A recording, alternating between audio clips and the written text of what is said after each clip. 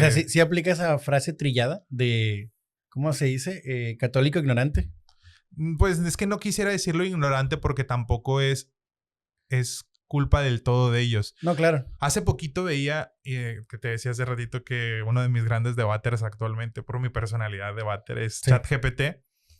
Lo he estado configurando muchísimo y una vez me aventé un debate con él de justo este tema, ¿no? De, a ver, ¿cómo está este tema del bautismo? ¿Cómo está este tema teológico y canónico de, a ver, por una persona necesita ser bautizada para ser salvada y todo esto?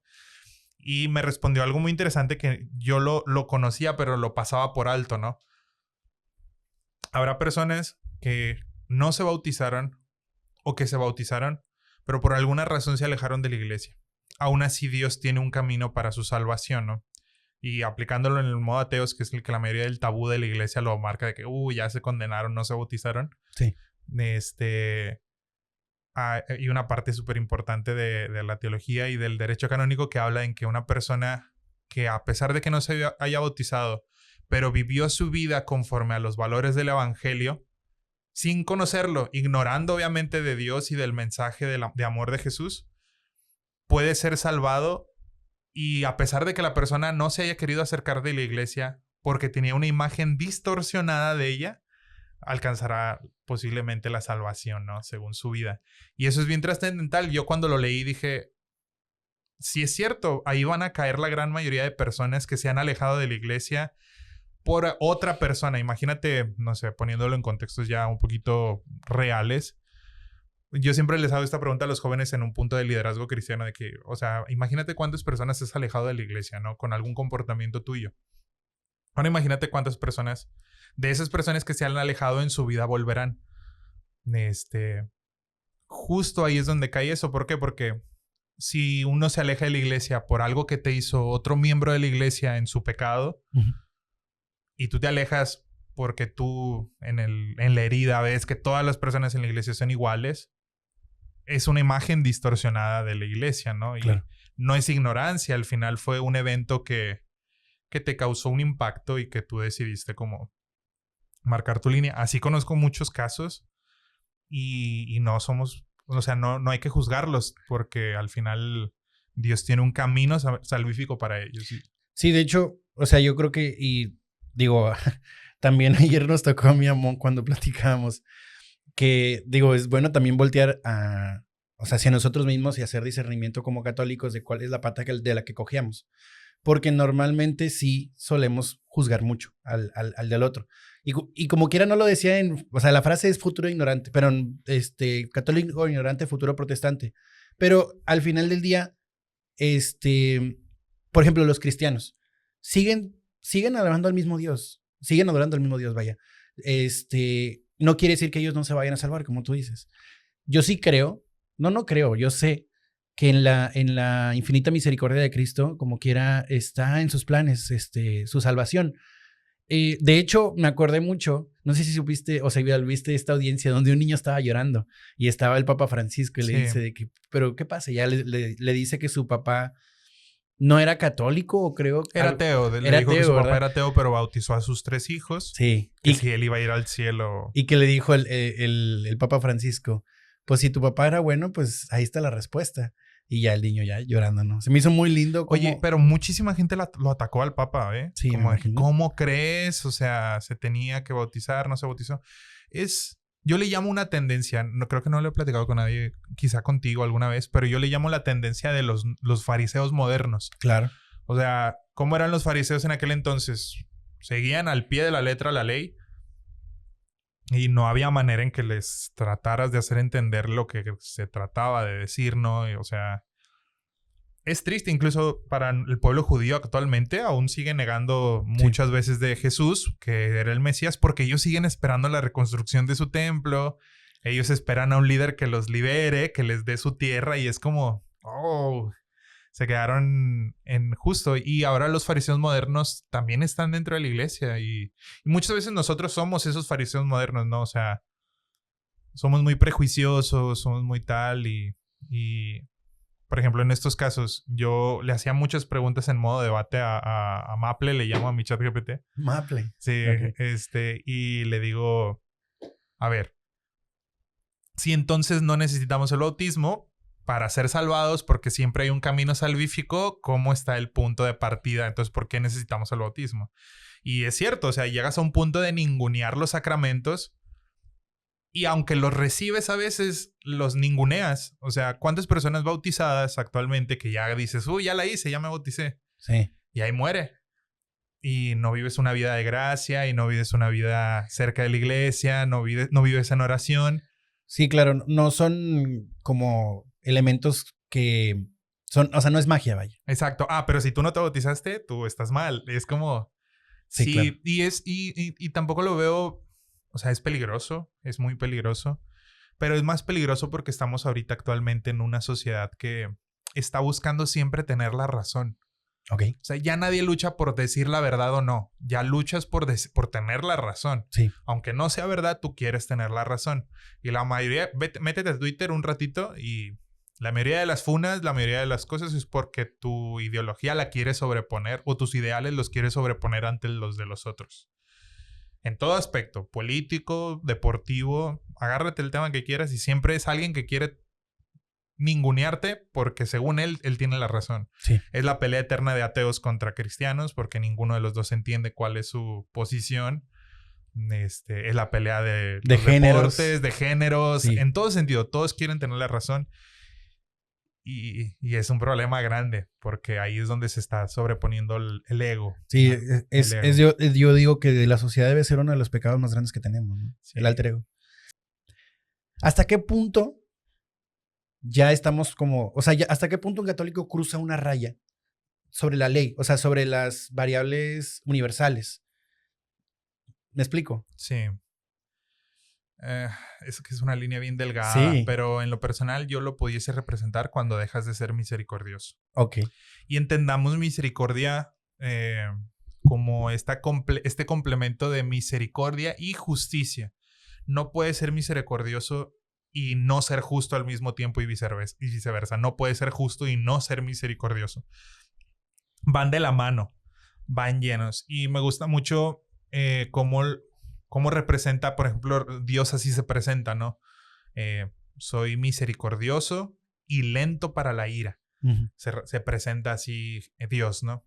Y cuando lo entiendes bíblicamente, qué significa el ser lento para la ira y cómo Dios hace presente su justicia en la humanidad, que ese es otro tabú, ¿no? De la gente mayor sobre todo, de que Dios te va a castigar. Y la verdad es que no, Dios no castiga, simplemente su justicia, su enojo, su ira se representa con esa justicia de hacerte, ¿cómo se dice? Ponerte enfrente de tu pecado. ¿Qué quiere decir esto a palabras simples? Te vas a enfrentar a tus consecuencias. O sea, si yo el día de hoy le pego a un señor ahí afuera porque quiero, y el día de mañana yo voy pasando y se me vienen 10 personas que eran familiares de ese señor y me pegan, ¿yo voy a decir que Dios me castigó? ¿O es karma? ¿O simplemente me estoy enfrentando a mis consecuencias? Esa es la ira de Dios. Y lo vemos con el faraón, por ejemplo. Con el faraón que veía esto de que endureció su corazón, endureció su corazón. La verdad es que el faraón en todo momento tuvo esa oportunidad de echarse para atrás, ¿no? De decir, ya los libero, ya los libero. Y ahí estuvo insistiéndole, Que dijo, no me vas a ganar. Y llegó un punto de no retorno. Eso lo leía también lo escuchaba en otro podcast llegó el punto del faraón en que ya no tuvo retorno. Ok. Y ya fue cuando Dios ya, no que se rinda, sino que ya simplemente, así como los demonios, Jesús es muy duro con ellos porque sabe que no van a volver, porque ya lo rechazaron absolutamente, ¿no? Por eso es duro con ellos. No es cruel, es duro. Simplemente es de que cállate, no los deja hablar, los expulsa, no habla con ellos, literal. Porque sabe que no hay redención para ellos. Ya están en el otro puesto. Pasó lo mismo con el faraón, ¿no? El faraón llegó a un punto de no retorno. O sea, si te fijas en las primeras plagas, ningún momento se menciona de endureció su corazón, endureció su corazón. Llega un punto de no retorno, como a la sexta, séptima plaga, no me acuerdo bien. Y ya es donde empezamos a leer el endureceré su corazón. Porque ya no hay retorno del faraón. ¿Y qué se refería con endureceré su corazón? Sí, o sea... Ya no voy a pelear porque entienda la... Sí, yo lo interpreto y más o menos lo interpreto como algunos sacerdotes, que yo lo interpreto como ese momento en el que el faraón justo Dios ya no pelea por salvarlo, porque obviamente su hijo lo amaba, lo ama, pero ya no iba a poder salvarlo porque el faraón así lo decidió, no porque él no quisiera. Ujú. Y en ese ya no puedo hacer mucho por ti. Yo voy a usar tu maldad para un bien mayor, ¿sí? Como pasa con, por ejemplo, las posesiones demoníacas, ¿no? Cuando entiendes cómo es que Dios permite el mal y por qué Dios las permite, es porque justo ya no hay salvación para los demonios, pero los voy a usar para un plan salvífico mayor, ¿no? Sí, que digo, eso ya es un poquito como demonología Sí, o angelología, pero tengo entendido que los ángeles también tienen libre albedrío y ellos decidieron también. Exactamente, rechazarlo en su periodo de prueba. Los demonios siguen siendo espíritus angélicos malaventurados, ¿verdad? Sí, Entonces sí. Que aborrecen al humano porque es creación de Dios y dicen, pues como que a él lo tienes en un pedestal. Por así decirlo. La verdad esto ya sale un poquito como de lo doctrinal, pero en diferentes interpretaciones que he visto teológicas de diversas ramas, me gusta mucho una que dice que obviamente los ángeles espiritualmente pues son superiores, ¿no? Son seres espirituales que el espíritu es más que lo físico, no el plano en el que estamos. Sin embargo, nuestra alma, que sí es espiritual, tiene algo muy peculiar que ningún tipo de alma tiene. Ni los animales ni los espíritus angélicos la tienen, que es esta unión con el Espíritu de Dios. Ese aliento de vida en que se hace la mezcla entre el alma humana y el Espíritu de Dios es una esencia única. Es tan única que no la tiene ningún otro ser en el universo. Entonces, por eso es una interpretación, vuelvo a lo mismo. Los ángeles que cayeron, que rechazaron en su periodo de prueba, fue por egoísmo o fue por soberbia de querer ser superiores al humano, pero no soportaban que fueran tan únicos. Es como, ¿por qué los eligió a Dios? ¿Por qué los eligió Dios a ellos y nosotros somos los superiores? Sí, claro. Algo así. Me gustó la interpretación y está lindo, ¿no? Pero sigue siendo igual una interpretación que en mi filosofía le sigo tratando de dar vueltas al asunto, ¿no? Está muy padre toda esa interpretación. ¿Te gusta mucho la filosofía? Me gusta mucho la filosofía y la teología. O sea, es diferente. Filosofía y teología son... totalmente. No hay filosofía teológica. No. Ok. Se complementan. O sea, de la filosofía al final vienen haciendo la teología, ¿no? Ok. Esta razón de ser de cosas. Por ejemplo, ahí la filosofía tiene muchas ramas, ¿no? La filosofía moral, la filosofía clásica, aristotélica. De hecho, por ejemplo, en el seminario, por eso son dos como... Sí, ¿no? Secciones apartes, ¿no? Primero estudian filosofía y después estudian teología. Yeah. Primero tratamos de entender la comprensión humana para después tratar de entender estas verdades de Dios, ¿no? Y la verdad es que es todo un caminar, ¿no? Está muy padre. Cuando ya las vas complementando una y la otra, igual no soy profesional en ninguna de las dos. Simplemente soy muy apasionado en ambas y ahí vamos empapándonos poquito a poquito. Es amateur de la filosofía. Sí. Pero, o sea, igual un amateur en filosofía o una aficionada de filosofía, pues va más allá. Pero, una persona que no es filosófica. Pero dependerá mucho la rama. Por ejemplo, ahí veo gente que va empezando en la filosofía o en la teología y se siente rusarín luego y quiere ponerse a soltar argumentos bien disparatados. A mí algo que me gusta mucho y de lo que me siento muy orgulloso es que para yo dar un tema, primero necesito comprenderlo al 100% yo. Y ahí ya yo le puedo sacar miles de ejemplos, hablártelos como si te estuviera explicando de qué está hecho un celular. En modos así de que en palabras súper simples que tú lo entiendas. Y a mí me gusta mucho desbaratar cualquier tema por más profundo que se sienta. Y al momento de yo darle un sentido en mi cabeza razonado, yo ya puedo darlo a cualquier persona, a un niño, a sus palabras, ¿no? A un adolescente, a sus palabras.